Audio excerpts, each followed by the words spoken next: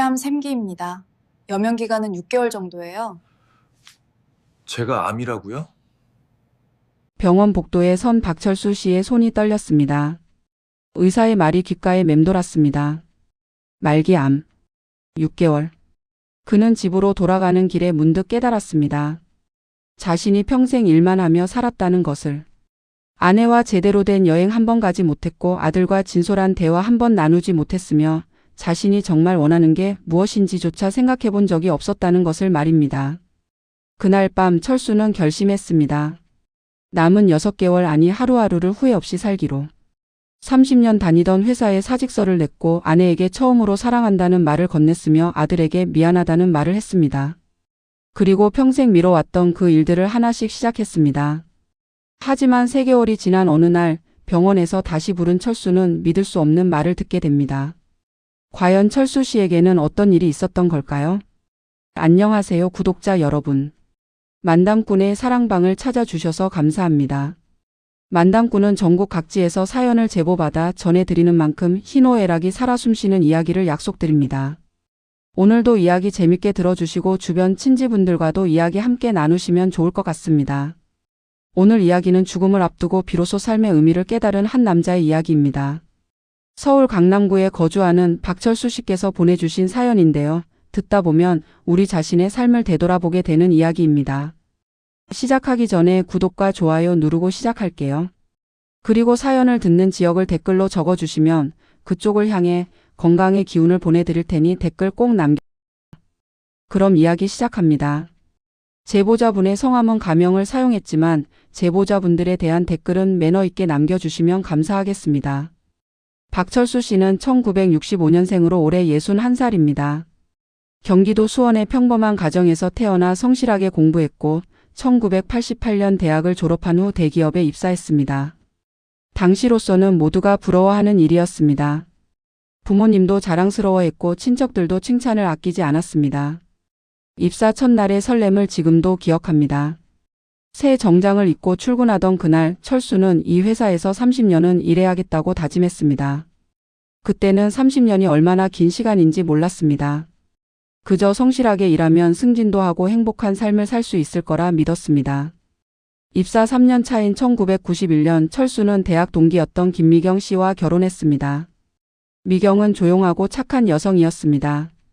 화려하지는 않았지만 따뜻한 사람이었고 철수는 그녀와 함께라면 평범하지만 행복한 가정을 꾸릴 수 있을 거라 생각했습니다.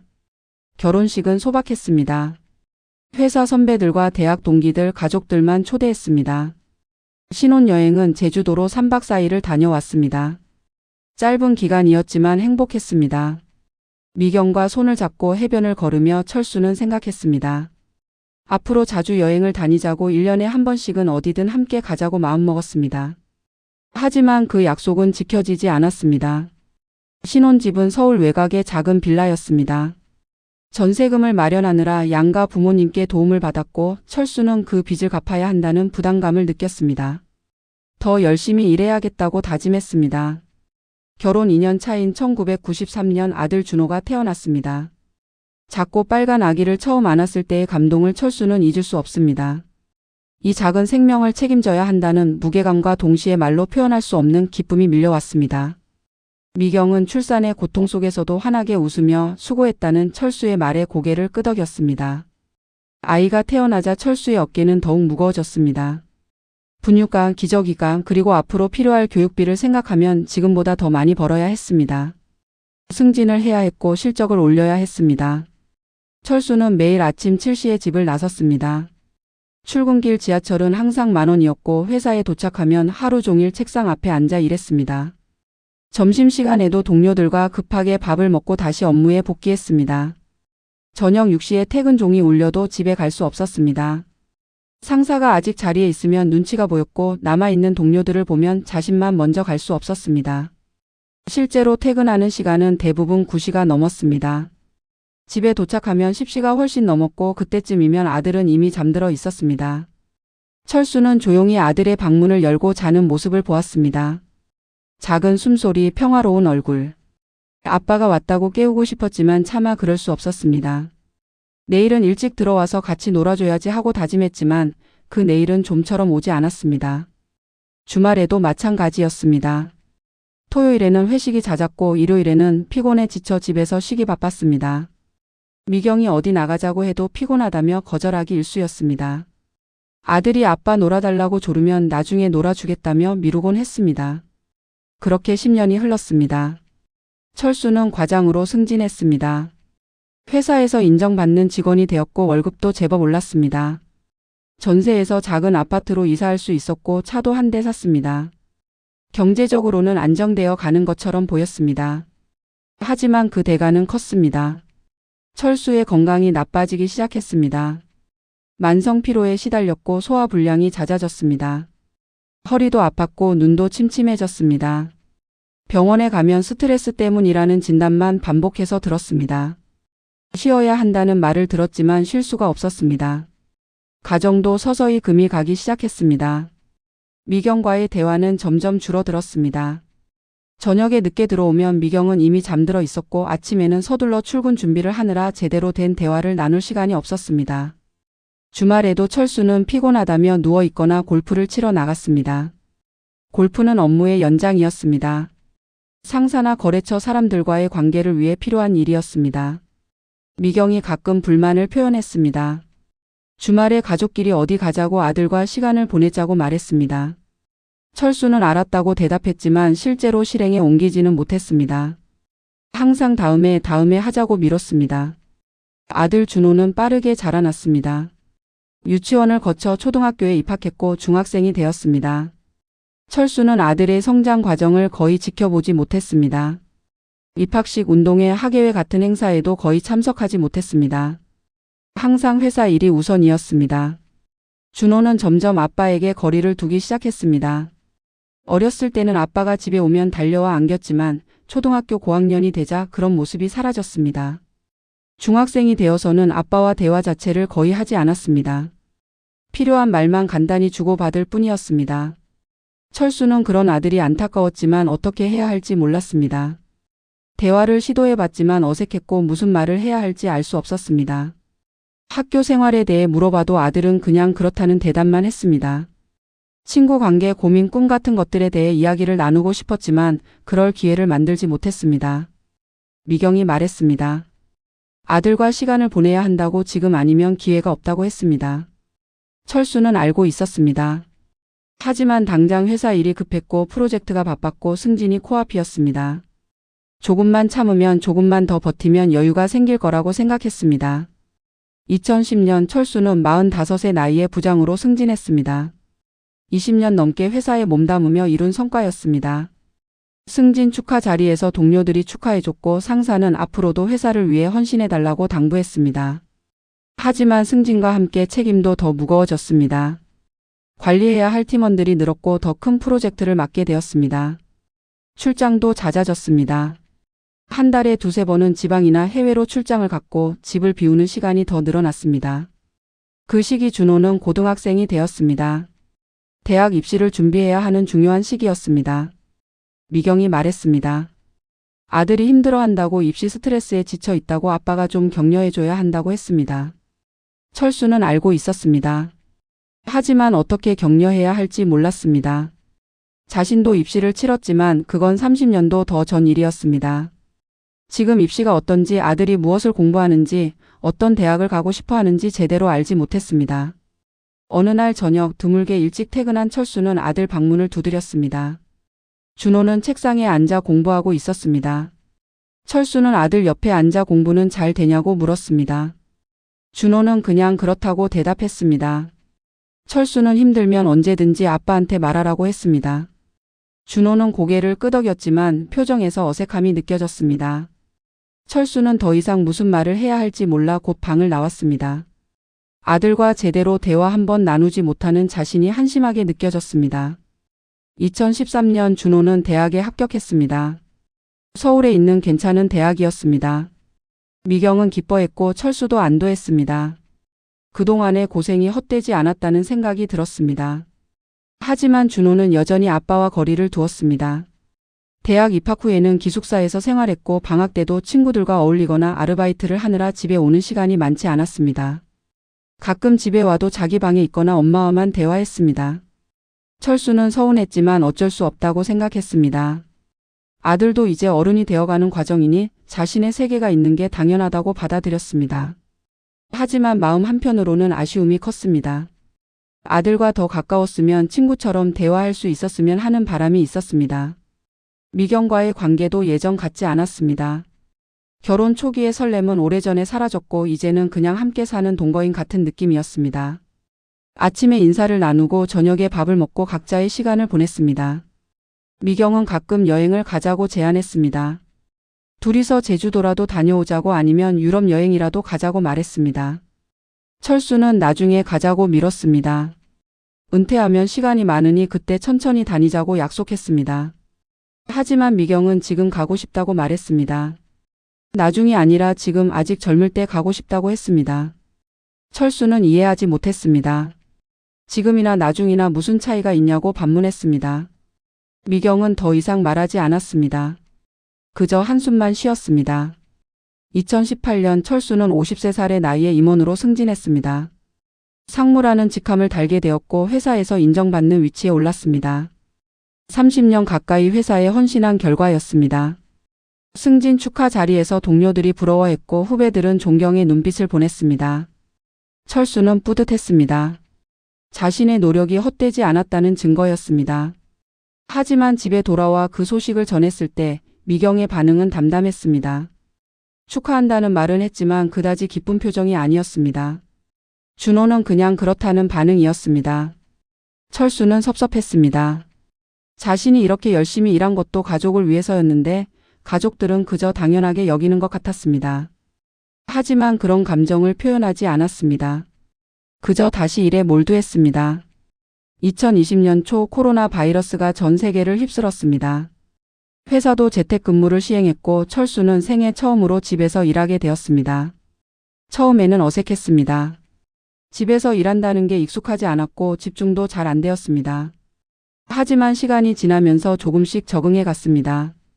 재택근무를 하면서 철수는 집에 있는 시간이 많아졌습니다. 미경과 함께 점심을 먹을 수 있었고 저녁에도 일찍 식사를 할 수 있었습니다. 준호도 대학 수업이 온라인으로 바뀌면서 집에 있는 시간이 늘었습니다. 하지만 그렇다고 해서 가족 간의 대화가 많아진 것은 아니었습니다. 각자 자기 방에서 자기 일을 했고 식사 시간에 잠깐 얼굴을 보는 정도였습니다. 철수는 업무로 바빴고 준호는 온라인 수업과 과제로 바빴으며 미경은 집안일을 했습니다. 그렇게 2020년이 지나가고 2021년, 2022년이 흘렀습니다. 2023년 철수는 58살이 되었습니다. 정년이 2년 앞으로 다가왔습니다. 회사에서는 정년 연장 제도도 있었지만 철수는 정년 퇴직 후에는 쉬고 싶다는 생각을 했습니다. 30년 넘게 일했으니 이제는 좀 쉬어도 되지 않을까 하는 생각이었습니다. 미경도 같은 생각이었습니다. 퇴직하면 여행도 가고 취미생활도 하면서 여유롭게 살자고 말했습니다. 철수도 그러겠다고 약속했습니다. 그해 봄 철수는 건강검진을 받았습니다. 회사에서 매년 실시하는 정기 건강검진이었습니다. 대수롭지 않게 검진을 받고 결과를 기다렸습니다. 보통은 큰 이상이 없다는 결과가 나왔으니까요. 5월 어느 날 오후 철수는 회사에서 업무를 보고 있었습니다. 휴대폰이 울렸고 건강검진센터에서 온 전화였습니다. 직원은 검진 결과 이상 소견이 발견되어 재검사가 필요하다고 말했습니다. 가능하면 빨리 병원에 방문해 달라는 것이었습니다. 철수는 당황했습니다. 평소 큰 병치레 없이 살아왔고 작년 검진에서도 별다른 문제가 없었는데 갑자기 이상 소견이라니 의아했습니다. 하지만 재검사는 받아야겠다고 생각했습니다. 다음 날 철수는 병원을 찾았습니다. 의사는 CT 촬영과 추가 검사가 필요하다고 설명했습니다. 폐에 의심스러운 그림자가 보인다는 것이었습니다. 철수의 심장이 빠르게 뛰기 시작했습니다. 폐의 그림자라니 혹시 암은 아닐까 하는 불안감이 밀려왔습니다. 일주일 동안 여러 검사를 받았습니다. CT, MRI, 조직 검사까지 진행되었습니다. 그 일주일은 철수에게 평생에서 가장 긴 시간처럼 느껴졌습니다. 밤에 잠을 제대로 이루지 못했고 회사에서도 일에 집중할 수 없었습니다. 미경에게는 말하지 않았습니다. 괜히 걱정시키고 싶지 않았고 아무것도 아닐 수도 있다고 생각했습니다. 검사 결과가 나오면 그때 이야기하기로 했습니다. 일주일 후 철수는 다시 병원을 찾았습니다. 진료실에 들어서자 의사의 표정이 심각해 보였습니다. 의사는 철수에게 앉으라고 권했고 잠시 침묵이 흘렀습니다. 의사가 입을 열었습니다. 검사 결과 폐암으로 진단되었다는 것, 그것도 3기 말기로 이미 상당히 진행된 상태라는 것을 말했습니다. 철수의 머릿속이 하얘졌습니다. 폐암 3기 말기. 그 단어들이 현실처럼 느껴지지 않았습니다. 의사는 계속 설명했습니다. 다른 장기로 전이는 되지 않았지만 종양의 크기가 크고 위치가 좋지 않아 수술이 어렵다는 것, 항암 치료와 방사선 치료를 병행해야 한다는 것, 그리고 예후가 좋지 않다는 것을 설명했습니다. 철수가 떨리는 목소리로 물었습니다. 얼마나 남았냐고, 얼마나 더 살 수 있냐고 물었습니다. 의사는 조심스럽게 대답했습니다. 치료를 받는다 해도 평균적으로 6개월에서 1년 정도라고 하지만 사람마다 다르니 최선을 다해 치료해 보자고 말했습니다. 6개월, 1년. 철수는 그 숫자가 믿기지 않았습니다. 자신이 곧 죽는다는 것이 현실처럼 다가오지 않았습니다. 방금까지도 보통 날처럼 출근하고 일하고 살았는데 갑자기 6개월밖에 안 남았다니 받아들일 수가 없었습니다. 병원을 나온 철수는 멍한 상태로 집으로 향했습니다. 지하철에 올랐지만 주변이 제대로 보이지 않았습니다. 사람들은 평소처럼 출퇴근하고 스마트폰을 보고 대화를 나누었습니다. 모두 일상을 살고 있었습니다. 하지만 철수에게는 더 이상 일상이 없었습니다. 집에 도착했을 때는 저녁 8시쯤이었습니다. 미경은 저녁 준비를 하고 있었습니다. 철수를 보고 밝게 인사했습니다. 회사 일 끝났냐고 저녁 먹으라고 말했습니다. 철수는 거실 소파에 앉았습니다. 미경이 이상한 낌새를 눈치채고 물었습니다. 무슨 일 있냐고. 안색이 안 좋은데 어디 아프냐고 걱정했습니다. 철수는 한참을 망설이다가 말했습니다. 병원에서 검사를 받았다고 결과가 좋지 않다고 말했습니다. 미경의 표정이 굳어졌습니다. 무슨 결과냐고, 대체 무슨 일이냐고 다그쳐 물었습니다. 철수는 천천히 말했습니다. 폐암이라고, 3기 말기라고, 의사가 6개월에서 1년 정도라고 했다고 설명했습니다. 미경은 그 자리에 주저앉았습니다. 눈물이 흘러내렸고 믿을 수 없다는 표정으로 철수를 바라봤습니다. 미경이 울면서 물었습니다. 그게 정말이냐고, 의사가 잘못 본 거 아니냐고, 다른 병원에서 다시 검사를 받아봐야 하는 거 아니냐고 말했습니다. 철수도 그러고 싶었습니다. 하지만 의사의 설명이 너무 명확했고 검사 결과도 확실했습니다. 그날 밤 두 사람은 잠을 이루지 못했습니다. 미경은 계속 울었고 철수는 천장만 바라보며 생각에 잠겼습니다. 자신의 인생이 곧 끝난다는 것이 현실로 다가왔습니다. 다음 날 철수와 미경은 준호를 불렀습니다. 준호는 대학교 4학년으로 취업 준비를 하고 있었습니다. 두 사람이 심각한 표정으로 앉아있자 준호도 뭔가 이상함을 느꼈습니다. 철수가 입을 열었습니다. 아들에게 할 말이 있다고, 아빠가 아프다고 말했습니다. 준호는 어디가 아픈지 물었고 철수는 폐암이라고, 시간이 많지 않다고 설명했습니다. 준호의 얼굴이 창백해졌습니다. 폐암이라고, 시간이 없다는 게 무슨 말이냐고 되물었습니다. 철수는 의사가 6개월에서 1년 정도라고 했다고 반복했습니다. 준호는 믿을 수 없다는 표정이었습니다. 그동안 아빠와 가깝지는 않았지만 그래도 아빠는 항상 건강했고 튼튼한 사람이었습니다. 회사 일로 바쁘긴 했어도 아픈 적은 없었습니다. 그런 아빠가 갑자기 암에 걸렸다는 것이 현실처럼 느껴지지 않았습니다. 준호가 물었습니다. 치료는 받을 수 있냐고, 수술이나 항암 치료를 하면 나을 수 있는 거 아니냐고 희망을 품었습니다. 철수는 치료는 받을 거라고 하지만 의사가 완치는 어렵다고 했다고 솔직하게 말했습니다. 그날 세 가족은 함께 울었습니다. 그동안 제대로 대화도 나누지 못했고 가까이 지내지도 못했지만 그 순간만큼은 진심으로 서로를 느꼈습니다. 며칠 동안 철수는 생각했습니다. 남은 6개월을 어떻게 살 것인가. 치료를 받으면서 회사를 계속 다녀야 하나. 하지만 곧 결론을 내렸습니다. 이제 회사는 의미가 없다고. 30년 넘게 회사를 위해 살았지만 이제는 자신을 위해 살고 싶다고 생각했습니다. 철수는 상사를 찾아가 사직 의사를 밝혔습니다. 갑작스러운 결정에 상사는 놀랐습니다. 정년까지 2년밖에 안 남았는데 왜 그만두냐고, 무슨 일이 있냐고 물었습니다. 철수는 건강 문제로 더 이상 일을 계속할 수 없다고 말했습니다. 구체적인 병명은 밝히지 않았지만 상사도 심각한 상황임을 눈치챘습니다. 더 이상 붙잡지 않았고 그간 수고했다는 말과 함께 사직서를 받아들였습니다. 한 달의 인수인계 기간을 거쳐 철수는 퇴사했습니다. 마지막 출근 날 동료들이 작은 송별회를 열어줬습니다. 30년 넘게 함께 일한 동료들이었습니다. 모두 아쉬워했고 건강 잘 챙기라는 말을 남겼습니다. 회사를 나서는 순간 철수는 묘한 감정을 느꼈습니다. 30년 넘게 자신의 거의 모든 시간을 보낸 곳이었습니다. 이곳에서 청춘을 보냈고 가족을 위해 헌신했습니다. 하지만 이제 더 이상 이곳에 오지 않아도 된다는 것이 해방감처럼 느껴졌습니다. 퇴사 후 철수는 처음으로 여유를 가질 수 있었습니다. 아침에 출근할 필요가 없었고 저녁 늦게까지 일할 필요도 없었습니다. 처음에는 무엇을 해야 할지 몰라 어색했지만 곧 미경과 함께 시간을 보내기 시작했습니다.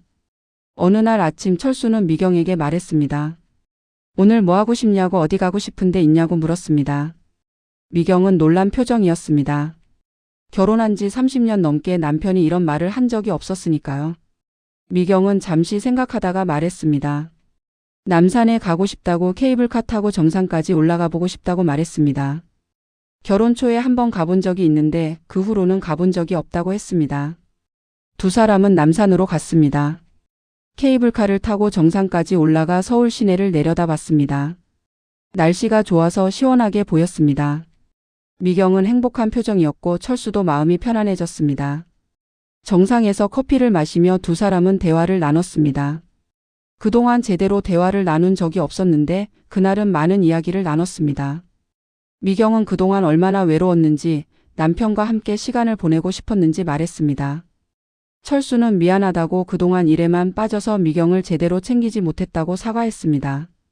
미경이 눈물을 흘렸습니다.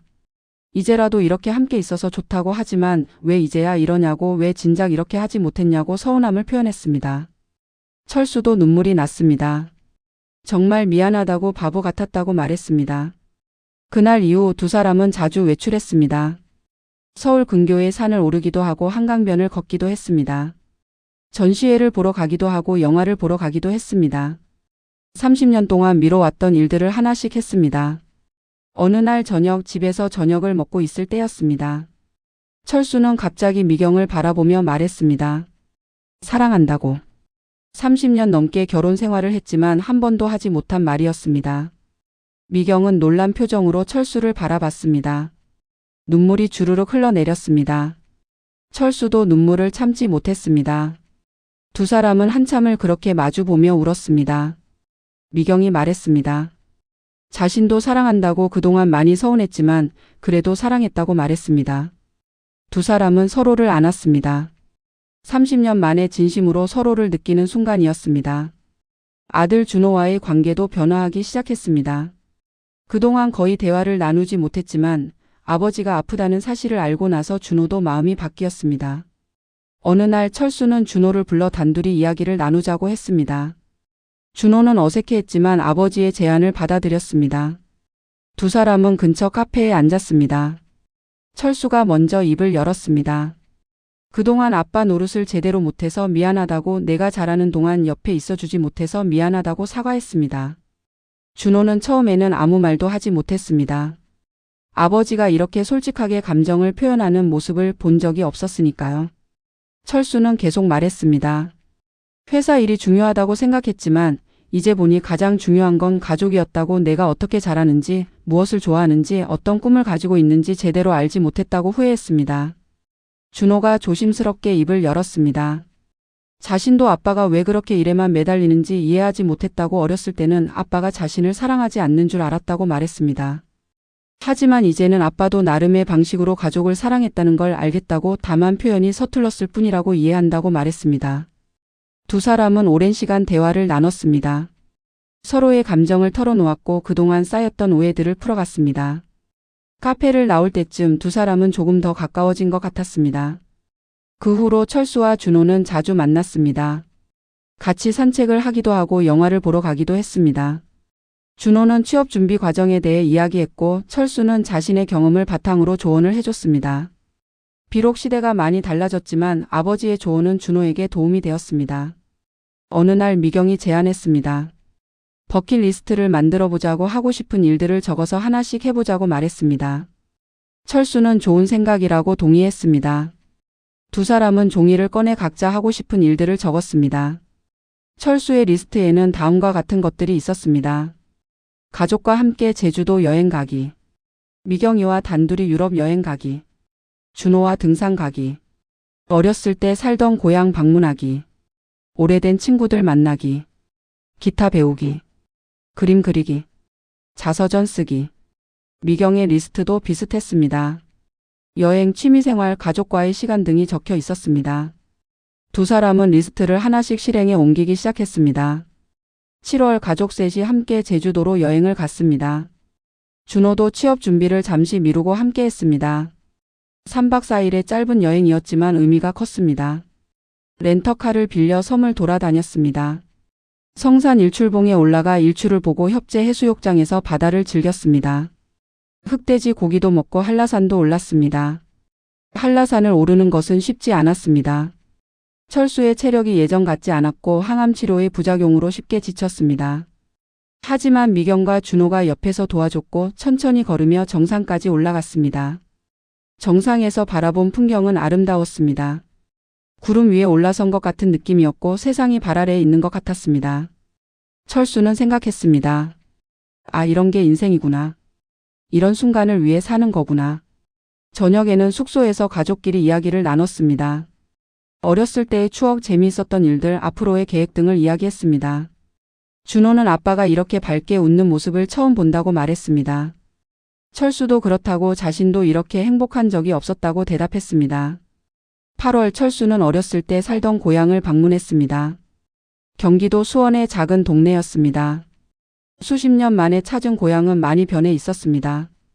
옛날에 살던 집은 없어지고 아파트가 들어서 있었고 뛰어놀던 골목길도 넓은 도로로 바뀌어 있었습니다. 하지만 몇몇 곳은 여전히 남아 있었습니다. 다니던 초등학교는 그대로였고 친구들과 놀던 공원도 있었습니다. 철수는 그곳들을 하나씩 둘러보며 어린 시절을 회상했습니다. 학교 운동장에 서서 철수는 생각했습니다. 저 때는 순수했었다고, 꿈도 많았고 미래에 대한 희망도 컸었다고. 언제부터 그런 것들을 잃어버렸을까? 언제부터 그저 돈을 벌기 위해, 살아남기 위해 필사적으로 살게 되었을까? 옛날 친구들과도 연락해서 만났습니다. 수십 년 만에 만난 친구들은 모두 늙어 있었지만 웃는 모습은 예전과 같았습니다. 함께 술을 마시며 옛 이야기를 나눴습니다. 학창 시절의 추억, 첫사랑 이야기, 장난쳤던 일들을 떠올리며 웃었습니다. 친구들도 다들 비슷한 삶을 살았습니다. 회사를 다니고 가정을 꾸리고 자식을 키우며 정신없이 살았습니다. 하지만 이제 나이가 들고 보니 후회되는 것들이 많다고 말했습니다. 가족과 더 많은 시간을 보냈어야 했는데, 취미 생활을 했어야 했는데, 여행을 더 다녔어야 했는데 하는 후회들이었습니다. 철수는 자신의 상황을 말했습니다. 암에 걸려서 시간이 얼마 안 남았다고 하지만 이제라도 깨달아서 다행이라고 생각한다고 말했습니다. 친구들은 놀라면서도 철수를 응원했습니다. 남은 시간 행복하게 보내라고, 후회 없이 살라고 격려했습니다. 철수는 평생 하고 싶었던 일 중 하나가 악기를 배우는 것이었습니다. 젊었을 때 기타를 배우고 싶었지만 시간도 없었고 돈도 없었습니다. 회사에 다니면서는 여유가 없었습니다. 하지만 이제는 시간이 있었습니다. 근처 음악학원에 등록해서 기타를 배우기 시작했습니다. 선생님은 젊은 여성이었는데 철수 같은 나이 든 학생을 가르치는 것이 처음이라며 신기해했습니다. 처음에는 손가락이 잘 움직이지 않았습니다. 코드를 잡는 것도 어려웠고 줄을 누르면 손가락이 아팠습니다. 하지만 포기하지 않고 연습했습니다. 매일 1시간씩 연습했고 조금씩 실력이 늘어갔습니다. 한 달쯤 지나자 간단한 곡을 칠 수 있게 되었습니다.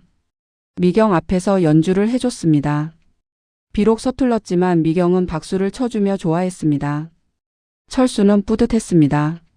60살에 새로운 것을 배울 수 있다는 것이 신기했고 배움의 즐거움을 다시 느낄 수 있었습니다. 철수는 그림도 그리기 시작했습니다. 미술학원에 다니며 수채화를 배웠습니다. 처음에는 붓을 잡는 것조차 어색했지만 선생님의 지도를 받으며 조금씩 익혀갔습니다. 꽃을 그리고 풍경을 그리고 정물을 그렸습니다.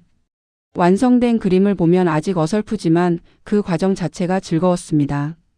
집중해서 그림을 그리다 보면 시간 가는 줄 몰랐고 다른 걱정들도 잊을 수 있었습니다. 미경도 함께 그림을 배우기 시작했습니다. 두 사람은 같이 학원에 다니며 그림을 그렸고 집에 돌아와서도 같이 연습했습니다. 그린 그림들을 벽에 걸어두고 감상했습니다. 비록 훌륭한 작품은 아니었지만 두 사람에게는 소중한 작품들이었습니다. 철수는 자신의 인생을 기록하고 싶었습니다.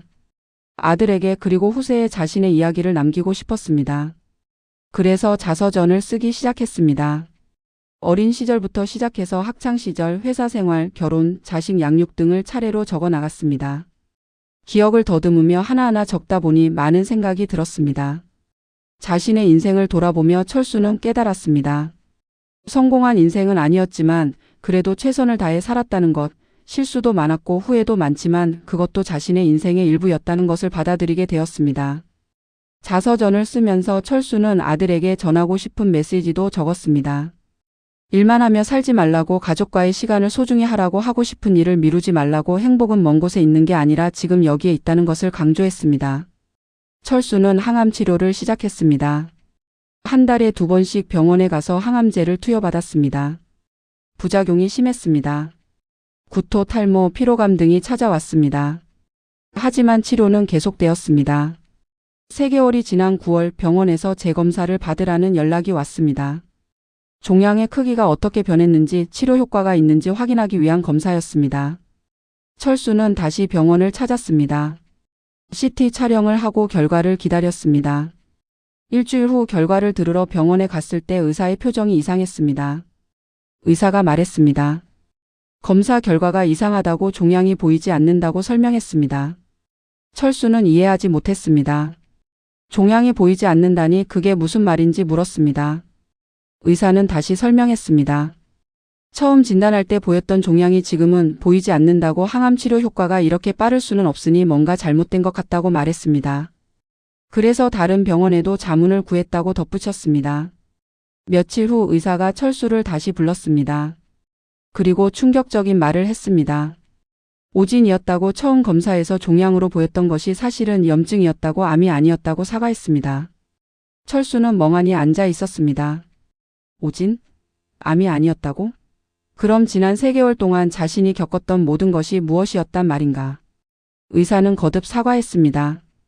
처음 검사에서 영상이 명확하지 않았고 다른 소견들과 종합해서 암으로 판단했는데 잘못된 판단이었다고 설명했습니다. 항암 치료를 중단해야 하고 실제로는 건강에 큰 문제가 없다고 말했습니다. 철수는 병원을 나와 차에 앉았습니다. 한참을 그대로 앉아 있었습니다. 암이 아니라는 소식을 들었는데 기쁘지가 않았습니다. 아니, 기쁘기는 했지만 그것만은 아니었습니다. 복잡한 감정이 뒤섞여 있었습니다. 안도감, 분노, 허탈함, 혼란. 여러 감정이 동시에 밀려왔습니다. 죽지 않는다는 것이 기쁘면서도 그동안 겪었던 고통이 무의미했다는 생각에 화가 났습니다. 그리고 무엇보다 지난 3개월 동안 자신이 살았던 방식이 너무나 소중했는데 이제 다시 예전으로 돌아가야 하나 하는 두려움이 들었습니다. 집에 돌아와 미경에게 말했습니다. 오진이었다고, 암이 아니었다고 설명했습니다. 미경은 처음에는 기뻐했습니다. 울면서 정말이냐고, 정말 암이 아니냐고 물었습니다. 철수가 고개를 끄덕이자 미경은 철수를 끌어안고 울었습니다. 다행이라고, 정말 다행이라고 반복했습니다. 준호에게도 알렸습니다. 준호도 놀라워하며 기뻐했습니다. 아빠가 죽지 않는다는 것이 너무 기뻤습니다. 하지만 세 가족 모두 복잡한 감정을 느꼈습니다. 기쁘면서도 허탈하고 안도하면서도 당황스러웠습니다. 그날 밤 철수는 잠을 이루지 못했습니다. 생각이 복잡했습니다. 이제 어떻게 살아야 하나? 회사에 다시 복직해야 하나? 아니면 그냥 퇴직 상태로 남아야 하나? 경제적으로는 회사에 복직하는 것이 나았습니다. 정년까지 2년 남았으니 그 기간 동안 일하면 퇴직금도 더 많이 받을 수 있었습니다. 하지만 지난 3개월 동안 느꼈던 자유와 행복을 포기하고 싶지 않았습니다. 미경과 이야기를 나눴습니다. 미경의 의견을 물었고 미경은 신중하게 대답했습니다. 경제적으로는 복직하는 게 나을 것 같지만 당신이 행복한 게 더 중요하다고, 당신이 원하는 대로 하라고 말했습니다. 준호와도 이야기를 나눴습니다. 준호는 아빠가 행복하게 사는 것을 보고 싶다고 지난 3개월 동안 아빠가 정말 행복해 보였다고 그렇게 사는 게 맞는 것 같다고 의견을 주었습니다. 며칠을 고민한 끝에 철수는 결정을 내렸습니다. 회사에 복직하지 않기로 했습니다. 지난 3개월 동안 경험한 삶의 방식을 계속 이어가기로 했습니다. 물론 경제적으로는 조금 빠듯할 수 있었습니다. 하지만 그동안 저축해둔 돈이 있었고 아껴 쓰면 충분히 생활할 수 있었습니다. 무엇보다 행복이 돈보다 중요하다는 것을 깨달았습니다. 회사에 연락해서 복직하지 않겠다는 의사를 전했습니다. 상사는 아쉬워했지만 철수의 결정을 존중한다고 말했습니다. 10월 철수와 미경은 유럽 여행을 떠났습니다. 신혼여행도 제대로 가지 못했고 30년 동안 해외여행 한 번 제대로 가보지 못했던 두 사람에게 이번 여행은 특별한 의미가 있었습니다. 파리, 로마, 바르셀로나를 2주 동안 여행했습니다. 에펠탑을 보고 루브르 박물관을 관람하고 콜로세움에서 역사를 느꼈습니다. 사그라다 파밀리아 성당의 웅장함에 감탄했습니다. 여행 중에 두 사람은 많은 대화를 나눴습니다. 그동안 하지 못했던 이야기들, 서로에 대한 감정, 앞으로의 계획 등을 나눴습니다. 30년 만에 신혼여행을 다시 온 것 같은 기분이었습니다. 파리의 한 카페에 앉아 있을 때 미경이 말했습니다. 행복하다고, 이런 순간을 평생 기다려왔다고 말했습니다. 철수도 같은 마음이었습니다. 일찍 이렇게 했어야 했는데 하는 후회도 들었지만 그래도 지금이라도 이렇게 할 수 있어서 감사했습니다. 귀국 후 철수는 새로운 일을 시작했습니다. 봉사활동이었습니다. 평생 자신만을 위해, 가족만을 위해 살았는데 이제는 남을 위해 무언가를 하고 싶었습니다. 근처 노인복지관에서 자원봉사를 시작했습니다. 혼자 사시는 어르신들을 방문해서 말벗이 되어드리고 간단한 집안일을 도와드렸습니다. 처음에는 어색했지만 점점 익숙해졌습니다. 어르신들은 철수를 좋아했습니다. 젊은 사람이 찾아와서 이야기를 들어주고 도와주니 고마워했습니다. 철수도 보람을 느꼈습니다. 누군가에게 도움이 된다는 것이 이렇게 뿌듯한 일인지 처음 알았습니다. 한 어르신은 철수에게 말했습니다. 젊은 나이에 봉사를 하다니 훌륭하다고. 요즘 젊은이들은 자기 일만 바쁜데 대단하다고 칭찬했습니다. 철수는 웃으며 자신도 얼마 전까지는 그랬다고, 이제야 정신을 차렸다고 대답했습니다. 철수는 기타와 그림 외에도 다른 취미를 시작했습니다. 사진을 찍기 시작했습니다. 카메라를 하나 사서 여기저기 다니며 사진을 찍었습니다. 자연 풍경, 사람들의 모습, 일상의 순간들을 렌즈에 담았습니다. 사진 동호회에도 가입했습니다. 비슷한 취미를 가진 사람들과 어울리며 출사를 다니고 작품을 공유했습니다. 새로운 친구들도 생겼습니다. 나이, 직업, 배경이 다양한 사람들이었지만 사진이라는 공통 관심사로 모여 즐거운 시간을 보냈습니다. 등산도 시작했습니다. 준호와 함께 주말마다 근교의 산을 올랐습니다. 처음에는 힘들었지만 점점 체력이 좋아졌습니다. 정상에 올라 경치를 보며 아들과 대화를 나누는 시간이 소중했습니다. 어느 날 철수에게 뜻밖의 제안이 들어왔습니다. 지역 도서관에서 강연을 해달라는 요청이었습니다. 철수의 이야기를 들은 도서관 관계자가 다른 사람들에게도 들려주면 좋겠다고 생각한 것이었습니다. 철수는 처음에는 망설였습니다. 자신이 강연을 할 만한 사람인가 싶었고 말을 잘하는 편도 아니었습니다. 하지만 미경과 준호의 격려로 도전해 보기로 했습니다. 강연 제목은 죽음을 앞두고 깨달은 삶의 의미였습니다. 자신의 이야기를 솔직하게 풀어놓기로 했습니다. 오진이었다는 사실까지 포함해서 말입니다. 강연 당일 생각보다 많은 사람들이 모였습니다. 50대에서 70대까지 철수와 비슷한 나이대의 사람들이 대부분이었습니다. 다들 비슷한 고민을 가지고 있는 사람들이었습니다. 철수는 떨리는 마음으로 강연을 시작했습니다. 자신의 30년 회사 생활, 가족과의 관계, 암 진단, 그 후의 변화, 오진이라는 반전, 그리고 새로운 삶의 선택에 대해 이야기했습니다. 청중들은 집중해서 들었습니다. 공감의 표정을 짓기도 하고 눈물을 흘리기도 했습니다. 강연이 끝난 후 많은 사람들이 철수에게 다가와 감사의 말을 전했습니다. 한 중년 남성은 말했습니다. 자신도 철수처럼 회사 일에만 매달려 살아왔는데 오늘 강연을 듣고 많은 생각이 들었다고, 지금이라도 변화를 시도해야겠다고 다짐했습니다. 한 여성은 눈물을 흘리며 말했습니다. 남편이 철수처럼 일만 하고 가족을 돌보지 않는데 이 강연을 남편에게도 들려주고 싶다고 말했습니다. 철수는 자신의 이야기가 다른 사람들에게 도움이 될 수 있다는 것을 깨달았습니다. 그 후로 여러 곳에서 강연 요청이 들어왔고 철수는 기꺼이 응했습니다. 11월 준호가 취업에 성공했습니다. 좋은 회사는 아니었지만 자신이 원하던 분야의 회사였습니다. 준호는 기뻐했고 철수와 미경도 축하했습니다. 준호에게 축하한다는 말과 함께 철수는 당부의 말을 했습니다. 일도 중요하지만 삶의 균형을 잃지 말라고 아빠처럼 일만 하다가 인생을 낭비하지 말라고 조언했습니다. 준호는 고개를 끄덕이며 아빠의 전철을 밟지 않겠다고 일과 삶의 균형을 잘 맞추겠다고 약속했습니다. 철수는 아들이 자신보다 현명하게 살 거라고 믿었습니다. 12월 크리스마스가 다가왔습니다. 철수네 가족은 함께 크리스마스를 보내기로 했습니다. 준호도 회사에서 휴가를 내고 집에 왔습니다. 크리스마스 이브 세 가족은 함께 저녁을 준비했습니다. 미경이 요리를 하고 철수와 준호가 도왔습니다.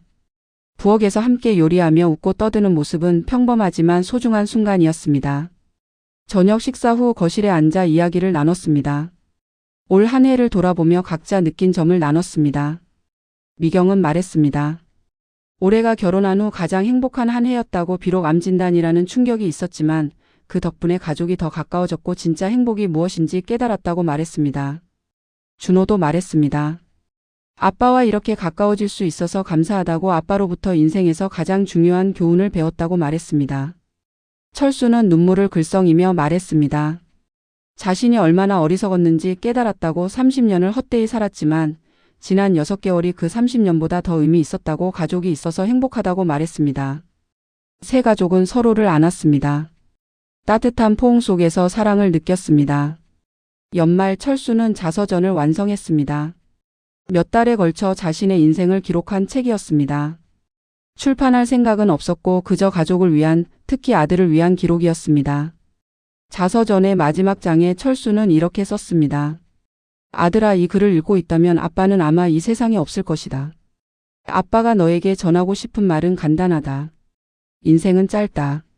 정말 짧다. 아빠는 60년을 살았지만 진짜 살아있다고 느낀 건 마지막 6개월 뿐이었다.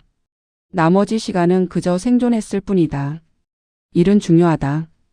돈도 필요하다. 하지만 그것이 전부가 아니다. 가족, 친구, 취미, 꿈, 사랑.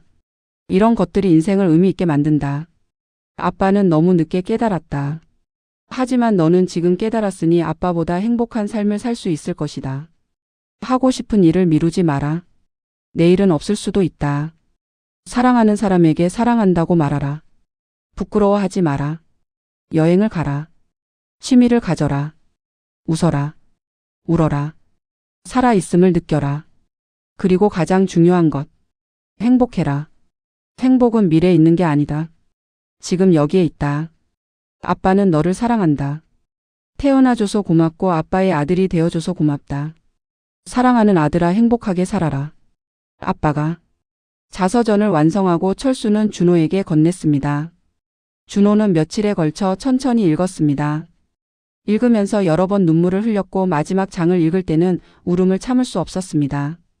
준호는 아빠를 안으며 말했습니다. 아빠의 가르침을 잊지 않겠다고, 행복하게 살겠다고 약속했습니다. 새해 첫날 가족 셋은 일출을 보러 갔습니다. 동해안까지 차를 타고 가서 일출을 기다렸습니다.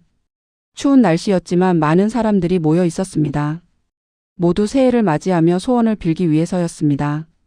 해가 떠오르는 순간 철수는 손을 모아 기도했습니다. 가족 모두 건강하게 해달라고, 행복하게 해달라고, 그리고 매 순간을 감사하며 살 수 있게 해달라고 빌었습니다. 철수의 일상은 평범했지만 행복했습니다. 아침에 일어나 미경과 함께 산책을 하고 간단한 아침을 먹고 각자의 취미 생활을 했습니다. 철수는 기타를 연주하고 그림을 그리고 사진을 찍으러 다녔습니다. 봉사활동도 꾸준히 했고 가끔 강연도 했습니다. 바쁜 일정은 아니었지만 충실한 하루하루였습니다. 미경은 요리 수업을 듣기 시작했습니다. 그동안 가족을 위해 밥을 해왔지만 제대로 배운 적은 없었습니다. 이제는 자신을 위해, 즐거움을 위해 요리를 배웠습니다. 집에 와서 배운 요리를 철수에게 만들어주면 철수는 맛있다며 칭찬했습니다. 저녁에는 함께 TV를 보거나 책을 읽었습니다. 특별한 일이 없어도 함께 있다는 것만으로 행복했습니다. 암 진단은 오진이었지만 철수는 건강관리에 더 신경 쓰기 시작했습니다. 정기적으로 병원에 가서 검진을 받았고 운동도 꾸준히 했습니다. 등산, 산책, 가벼운 운동으로 체력을 유지했습니다. 술과 담배도 끊었습니다. 예전에는 회식 자리에서 자주 마셨지만 이제는 필요 없었습니다. 건강한 식습관을 유지하려고 노력했고 충분한 수면을 취했습니다. 몸과 마음이 모두 건강해졌습니다. 스트레스가 줄어들었고 만성 피로도 사라졌습니다. 60이 넘은 나이지만 오히려 젊어진 것 같은 기분이었습니다. 철수와 미경은 여행을 계속했습니다. 국내 여행을 자주 다녔고 해외여행도 한두 번씩 다녀왔습니다. 봄에는 제주도에 다시 가서 유채꽃 축제를 즐겼습니다. 여름에는 강원도 속초에 가서 바다를 보고 해산물을 먹었습니다. 가을에는 설악산 단풍을 보러 갔습니다. 겨울에는 강릉에 가서 조용한 바닷가를 걸었습니다. 해외여행은 동남아시아로 갔습니다. 태국, 베트남을 다녀왔고 각 나라의 문화를 체험하고 음식을 맛보았습니다. 여행을 다니며 두 사람은 더욱 가까워졌습니다. 준호에게 여자친구가 생겼습니다. 회사 동료였는데 좋은 사람이라고 소개했습니다. 철수와 미경은 반가워하며 한번 만나보자고 했습니다. 주말에 준호가 여자친구를 데리고 왔습니다. 이름은 수진이었고 밝고 착한 여성이었습니다. 철수와 미경은 수진을 마음에 들어 했습니다. 식사를 하며 이야기를 나눴습니다. 수진은 준호에 대해 좋은 평가를 했습니다. 일도 열심히 하지만 삶의 균형을 잘 맞추려고 노력한다고 그런 점이 매력적이라고 말했습니다. 철수는 뿌듯했습니다. 아들이 자신의 전철을 밟지 않고 현명하게 살고 있다는 것이 자랑스러웠습니다. 철수의 강연은 점점 유명해졌습니다. 입소문을 타고 여러 곳에서 초청이 들어왔습니다. 기업, 학교, 복지관, 도서관 등 다양한 곳에서 강연을 했습니다. 강연 주제는 항상 같았습니다. 진짜 삶을 사는 법. 자신의 경험을 바탕으로 일과 삶의 균형, 가족의 소중함, 현재를 사는 법에 대해 이야기했습니다. 많은 사람들이 철수의 강연을 듣고 변화를 시도했습니다.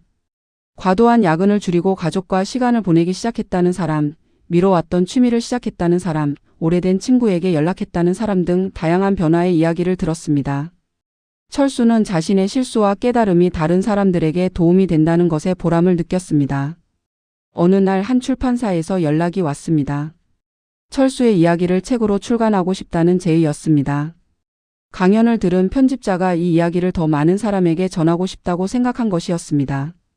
철수는 처음에는 망설였습니다. 자서전은 가족을 위한 것이었고 공개할 생각은 없었습니다. 하지만 미경과 준호는 출판을 권유했습니다. 더 많은 사람들에게 도움이 될 거라고 의미 있는 일이라고 말했습니다. 철수는 고민 끝에 출판을 결정했습니다. 자서전을 바탕으로 책을 썼고 몇 달의 작업 끝에 오진, 그리고 진짜 삶이라는 제목의 책이 출간되었습니다. 책은 예상외로 많은 사람들에게 읽혔습니다. 베스트셀러까지는 아니었지만 꾸준히 판매되었고 많은 독자들로부터 감사의 메시지를 받았습니다. 한 독자는 편지를 보냈습니다. 자신도 철수처럼 일에만 매달려 살다가 이 책을 읽고 변화를 결심했다고 아내에게 사랑한다는 말을 처음 했고 아이들과 여행을 계획했다고 감사의 말을 전했습니다. 철수는 자신의 이야기가 이렇게 큰 파장을 일으킬 줄 몰랐습니다. 오진이라는 황당한 경험이 결국 축복이 되었습니다. 여러분 오늘 이야기 어떠셨나요? 박철수 씨의 이야기를 들으며 우리는 무엇을 배울 수 있을까요? 철수 씨는 30년 넘게 회사를 위해 가족을 위해 헌신했습니다. 하지만 정작 가족과 제대로 시간을 보내지 못했고 자신의 행복도 돌보지 못했습니다. 죽음을 앞두었다는 진단이 그를 깨웠습니다. 비록 오진이었지만 그 6개월은 철수 씨의 인생에서 가장 의미 있는 시간이 되었습니다. 우리도 철수 씨처럼 죽음을 앞두었다고 생각해 봅시다. 6개월밖에 남지 않았다면 무엇을 하고 싶으신가요? 누구와 시간을 보내고 싶으신가요? 어떤 말을 하고 싶으신가요? 그것들을 지금 하십시오. 미루지 마십시오. 내일은 없을 수도 있습니다. 일도 중요합니다. 돈도 필요합니다. 하지만 그것이 전부는 아닙니다. 가족과의 시간, 친구와의 우정, 자신의 꿈과 취미, 사랑하는 사람에게 전하는 따뜻한 말. 이런 것들이 인생을 의미 있게 만듭니다. 오늘 집에 가시면 가족에게 사랑한다고 말해보세요. 오래된 친구에게 연락해보세요. 하고 싶었던 일을 시작해보세요. 지금이 바로 그때입니다. 만담꾼의 사랑방은 여러분의 이야기를 기다리고 있습니다. 사연 제보는 영상 설명란에 있는 이메일로 보내주시면 됩니다. 오늘 이야기가 도움이 되셨다면 구독과 좋아요 그리고 알림 설정 꼭 부탁드립니다. 다음에 더 좋은 이야기로 찾아뵙겠습니다.